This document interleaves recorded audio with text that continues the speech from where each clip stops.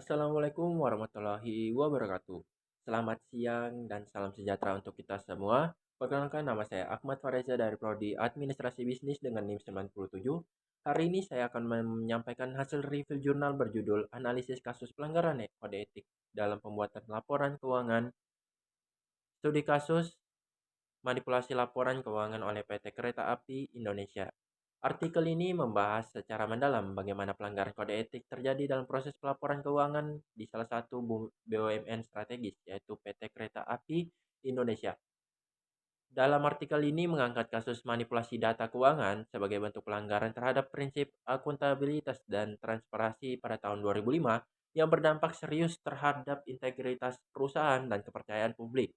Tujuan utama dari studi ini adalah untuk mengidentifikasi bentuk pelanggaran etika serta mengevaluasi dampaknya terhadap sistem pengawasan internal dan tata kelola perusahaan. Relevansi kajian ini sangat tinggi, terutama dalam konteks reformasi, etika dan profesi akuntansi dan penguatan sistem pelaporan keuangan di sektor publik.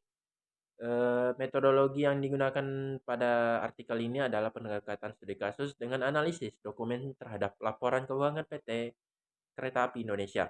Meskipun tidak dijelaskan secara rinci, teknik pengumpulan datanya itu seperti apa, pendekatan ini cukup efektif untuk mengungkap pola, manipulasi, dan pelanggaran prinsip etis yang terjadi.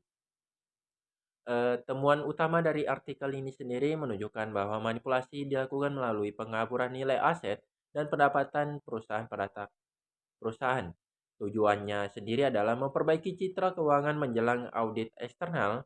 Tindakan ini jelas melanggar prinsip kejujuran, objektivitas, dan tanggung jawab profesional, serta mencerminkan lemahnya budaya etika dalam organisasi.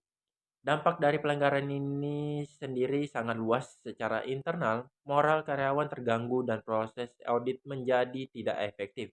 Secara eksternal, kepercayaan publik dan investor terhadap PT Kereta Api Indonesia menurun drastis, disertai potensi sanksi hukum dan kerusakan reputasi. Secara sistemik, kasus ini melemahkan kredibilitas profesi dan akuntansi, mendorong perlunya reformasi kebijakan etika serta pengawasan keuangan di sektor publik. Artikel ini memiliki kelebihan karena mengangkat kasus nyata yang relevan dan berdampak luas.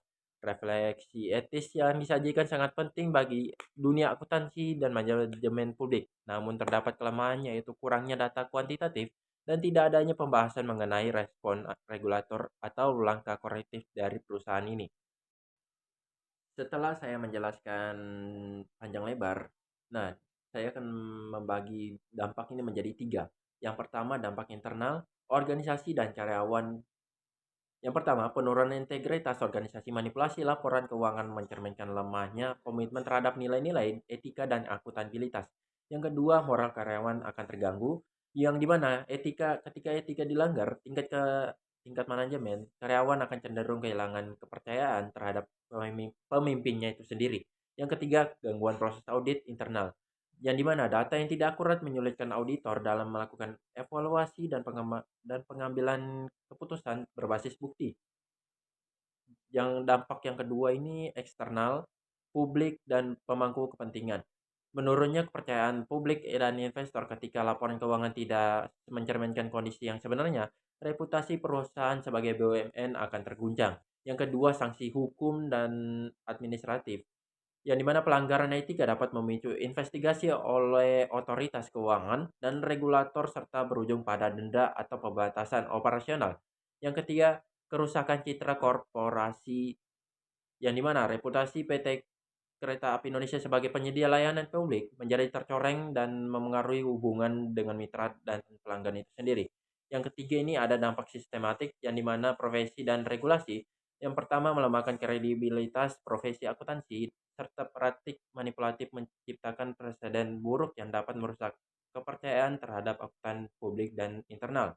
Yang kedua, dorongan reformasi regulasi dan pengawasan. Kasus ini menunjukkan perlunya penguatan sistem pengendalian internal dan regulasi etika di sektor publik. Yang ketiga, ancaman terhadap stabilitas keuangan sektor transportasi publik. Ketidakpastian laporan keuangan dapat memengaruhi alokasi anggaran dan kebijakan pemerintah. Sekian dari hasil review jurnal yang saya teliti ini. Jika ada kekurangan dan tidak jelas dalam penyampaian materi pembahasan saya, mohon maaf. Wassalamualaikum warahmatullahi wabarakatuh.